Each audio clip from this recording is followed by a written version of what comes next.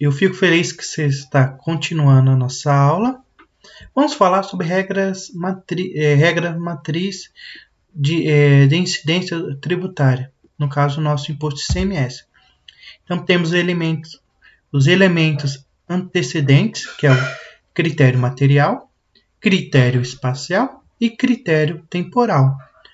Temos também os elementos do consequente, critério pessoal, critério quantitativo. Conceitos básicos de impostos indiretos. Critério material. Primeiro critério material é o fator gerador, situação definida como ocorrência que enseja o recolhimento do tributo. É o fato que gera a obrigação tributária. Refere-se à concretização da hipótese de incidência conforme previsto em lei. Deve ser definida em lei complementar. Exemplo, para fazer circular mercadoria, ICMS. Exemplo, fazer circular mercadoria incide o ICMS. Então, o fato gerador é aquilo que vai definir qual situação gera elementos materiais para a cobrança do imposto. Com a ação do contribuinte, ele passa a ter a obrigação de pagar tributo. No caso de ICMS, a partir do momento que ele faz a circulação de mercadorias, ele vai ter que pagar o imposto chamado ICMS. Fator gerador, circulação de mercadorias. Agora vamos falar propriamente do ICMS, que é o fator gerador do ICMS, que é a circulação de mercadoria, prestação de serviço de transportes intermunicipal e interestadual, prestação de serviço de comunicação onerosos e importação de produtos ou serviços do exterior. Aí cabe uma observação. O imposto não incide sobre operações que destinem mercadorias para o exterior ou serviços prestados a destinatários no exterior. Então, no caso da exportação, não vai ter incidência do ICMS, só quando eu adquiro mercadoria vinda do exterior, que aí eu pago o ICMS. Critério material, realizar a circulação de mercadoria. Então, vamos lá. Para que se considere ocorrida a circulação de mercadoria, para fim de incidência do ICMS, é preciso a prestação da seguinte situação simultaneamente. Realização da operação mercantil, que é o negócio chamado negócio jurídico, para que a circulação da mercadoria seja passível de tributação pelo ICMS, é preciso que esta circulação seja procedida de um negócio jurídico, geralmente um contrato de compra e venda, ou uma proposta comercial, enfim. Dando sequência. Para que se considere ocorrida a circulação de mercadoria, para fins de incidência do ICMS, é preciso a presença das seguintes situações simultâneas. Então vamos para a segunda situação. Circulação jurídica. O segundo requisito para a configuração do critério material do ICMS é a ocorrência. É o que ocorre. Deu uma travada. O segundo requisito para a configuração do critério material do ICMS é que ocorre uma circulação jurídica e não meramente física da mercadoria, ou seja, que haja uma transmissão de posse ou propriedade da mercadoria de posse de uma a outra, A circulação por seguinte deve ser entendida como mudança de titularidade da mercadoria, a sua passagem de uma pessoa a outra. Então, a circulação jurídica por exemplo, quando eu emito uma nota fiscal, eu estou transmitindo o meu direito de posse daquela mercadoria a outra pessoa. E eu estou efetivando naquele momento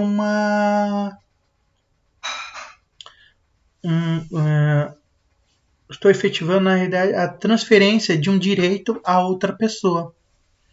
E nesse momento que eu transfiro a posse para outra pessoa, passa a existir a circulação jurídica, que depois se dará pela circulação propriamente de transferência de titularidade, que é quando eu recebo a mercadoria em mãos. Terceira exigência: a existência de uma mercadoria enquanto objeto. Então, tem que ter a existência da mercadoria enquanto objeto. Por fim, o último requisito do critério material do ICMS é que a operação mercantil que acarreta a circulação jurídica da mercadoria tenha como objetivo uma mercadoria. Mercadoria é todo objeto, bem, móvel, sujeito a mercância, objeto da atividade mercantil e introduzido no processo econômico circulatório com a finalidade de venda ou revenda. Vamos falar um pouco sobre isso em alguns exemplos. Operações relativas à circulação de mercadoria inclui também a energia elétrica. A energia elétrica, através dos cabos, tudo ele faz a transferência propriamente da energia elétrica. Prestação de serviço de comunicação. Apesar de ser algo intangível, serviço de telecomunicações, mas ele é um elemento material, né? Tem como fisicamente os físicos explicar as ondas de sinal de internet, sinal de telecomunicação. Então, é uma das possibilidades de transmissão e de incidência do ICMS. Prestação de serviço logístico, que fala o ICMS também, ocorre quando o serviço de um estado a outro, de um município ao transporte de mercadoria ou de passageiros, também cabe a incidência de ICMS. Nas operações de importação de mercadorias vindas do exterior. Vamos falar um pouco sobre o critério espacial. Definir o local onde é devido o tributo. Bom, critério espacial. Tendo em vista que o ICMS é um tributo de competência estadual, o critério espacial coincide com o âmbito de validade da lei que a rege, território de determinado estado. Assim, todas as operações que acarretarem circulação de mercadoria dentro do território de um determinado estado será tributado pelo ICMS do respectivo estado. Assim, o ICMS será devido no estado onde estiver localizado o estabelecimento de saída da mercadoria, salvo as exceções previstas em lei. Bom, critério temporal define o instante que se considera o evento tributário. Vamos lá. Critério temporal, quando nos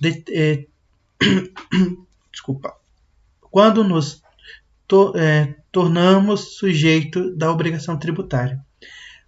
Com relação a este critério, o princípio caberá a cada lei estadual estabelecer o momento de ocorrência do fato descrito no critério material, momento da entrada da mercadoria no estabelecimento, momento da sua saída, momento da extração da nota fiscal.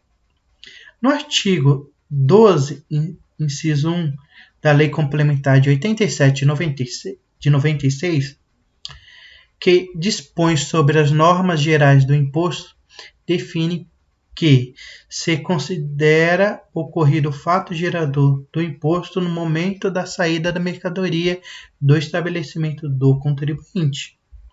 Assim, reputa-se-á ocorrida a circulação da mercadoria para fim de incidência do ICMS no momento em que a mesma sair do estabelecimento do comerciante, salvo exceções. Então, no momento que a mercadoria sai do estabelecimento, ela já é passível de cobrança de ICMS, salvo exceções, como diz a lei. Vamos lá. Critério pessoal. Temos como sujeito ativo da obrigação tributária o Estado, onde a operação mercantil que tem por objetivo a circulação da mercadoria se realizou. Regra geral, onde está localizado o estabelecimento da saída da mesma, será o Estado que terá a capacidade tributária ativa de cobrar o tributo do sujeito passivo. Quando o sujeito passivo da obrigação, quanto ao sujeito passivo da obrigação, poderá figurar nessa posição quem realizar operação mercantil ou outra pessoa vinculada ao fato gerador a que a lei atribui o dever de recolher o tributo. Vamos lá. Ainda, critério quantitativo determina o objeto pecuniário da prestação tributária. Vamos lá. Qual o montante a ser pago? O aspecto quantitativo da hipótese de incidência do tributo, que se trata do último aspecto de consequência de hipótese tributária a ser analisado, diz respeito ao objeto da relação tributária formada com ocorrência do fato impunível, com o fim de definir a quantia a ser paga pelo sujeito passivo a título de tributo. Então, aqui tivemos uma tabela de alíquota. Então, vamos lá. Qual o momento de cobrança do ICMS? Bom, aí eu tenho a primeira faixa, que é essa faixa mais escura, onde tem a alíquota interna de cada estado, de cada município, de cada estado da federação. Temos uma outra tabela que fala sobre a operação interestado. Por exemplo, de Alagoas. Se eu vendo de Alagoas para, por exemplo, para São Paulo, eu vou pagar um ICMS de 12%. Ou se é um produto importado, eu vou pagar 4%. Essa tabela ainda não é atualizada, mas é uma tabela só para vocês terem noção das alíquotas existentes, como funciona uma tabelinha. Então vamos continuar com a nossa regra matriz. Determina o objeto. Vamos lá, vamos falar sobre a base de cálculo. O valor da operação da circulação de mercadoria, o valor da prestação de serviço, o valor do bem ou serviço importado, com acréscimos legais, observando-se o princípio da não cumulatividade e o regime desta operação entre os estados. Então, eu tenho sempre que observar o tipo de operação e eu tenho que descontar também aquele imposto que eu paguei na entrada. Vou falar um pouco sobre a alíquota. Variável de acordo com a base de cálculo, com a operação ou prestação. O regime de alíquotas entre os estados é fixado pelo Senado, não sendo permitido percentuais abaixo do mínimo, tampouco acima do máximo. Bom, base de cálculo. No valor do bem importado com os acréscimos. Então, eu vou importar um produto, vamos ter uma aula específica só de nota de importação. Eu vou pegar uma planilha com simulação, todos os aspectos legais e vamos ter uma aula só disso, não se preocupe. Mas no caso da importação, as somas são o seguinte: o que vai compor a base de cálculo, né?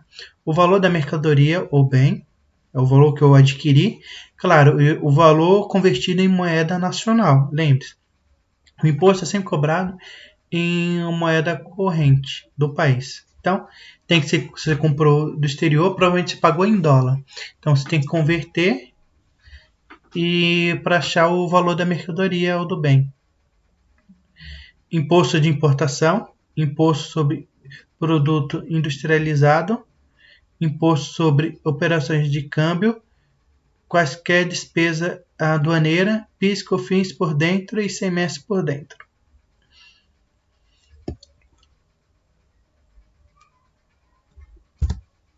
Vamos lá, ICMS na prática. Vamos falar sobre a súmula 457 do STJ. Os descontos incondicionais nas operações mercantis não se incluem na base de cálculo do ICMS. Então, o que é descontos incondicionais? O próprio nome já diz. É um desconto que eu dou sem nenhuma contrapartida. É incondicional. Eu dou, simplesmente eu quero ser mais competitivo. O cliente me pede um desconto, eu dou.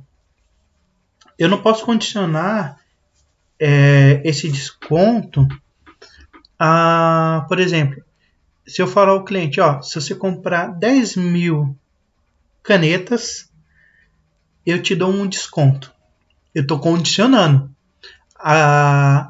o desconto a uma quantidade mínima de faturada. Aí é um desconto condicional. Aí esse desconto tem incidência de ICMS. Agora, se eu dou um desconto incondicional, não há o que se falar em esse ICMS na base de cálculo. Bom, vamos lá. O STJ ainda. Ilegitimidade da cobrança de ICMS sobre água encanada, uma vez que se trata de serviço público essencial e não de mercadoria. Qual tratamento tributário para água e envasada, né? No caso da água envasada. Bom, a água encanada eu não posso cobrar o ICMS. Já é uma súmula do STF. Mas vamos falar sobre no caso da água que eu envaso, né? A água mineral que eu transformo em garrafinha de 500 ml, 2 litros, um galão de 20 litros. Bom, aí já tem a súmula 395. O ICMS incide sobre o valor da venda venda a prazo constante na nota fiscal. Que é constante na nota fiscal. Então, nesse caso da água mineral que eu envaso, eu pago o ICMS. Eu tenho que pagar o ICMS por conta. A água encanada, que é um serviço público, que a água assim, a água você não paga pela água, você paga pelo serviço de dela encanar, do encanamento, o serviço da estrutura que é feito para chegar na sua residência. Então não vai ter incidência do ICMS. Mas no momento que eu começo a envasar essa água para revenda, eu vou ser um sujeito passivo do ICMS. Nas operações com cartões de crédito, os encargos relativos ao financiamento não são considerados cálculo do ICMS. considerado nos cálculos do ICMS. Então vamos lá. Nós temos operações de cartão de crédito ou de débito, enfim. Pela súmula, a súmula do STJ 237, não pode compor a base de cálculo, não pode se considerar para cálculo do ICMS no caso de serviço de cartões de crédito.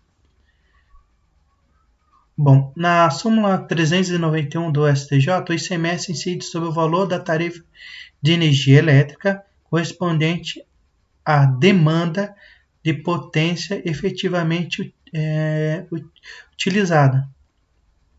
Ou seja, o ICMS ele só pode incidir, no caso de energia elétrica, sobre o valor realmente consumido. Ele não pode ser, agora em uma pandemia, eles estão fazendo o cálculo presumido, né, pela média.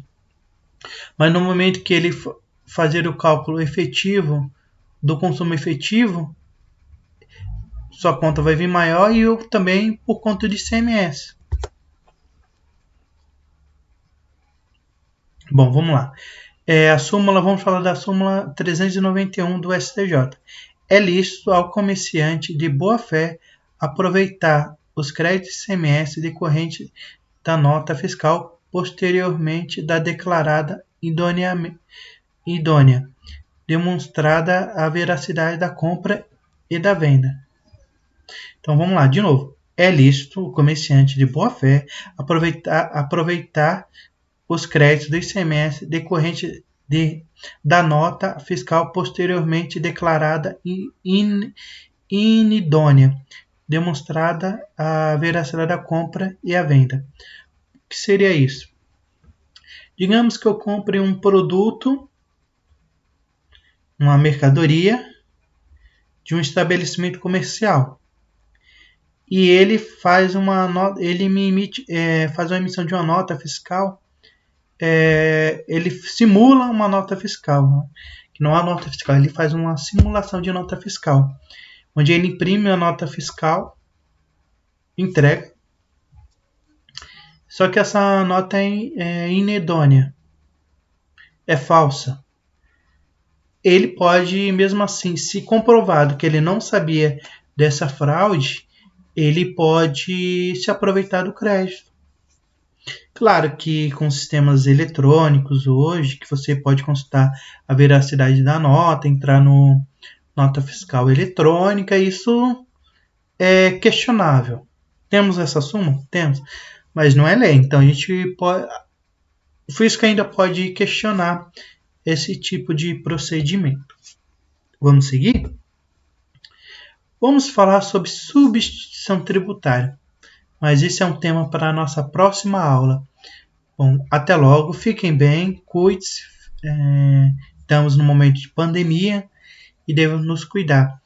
Criamos esse curso, na realidade, para compartilhar conhecimento, a primeira vivência minha no mundo virtual, no YouTube.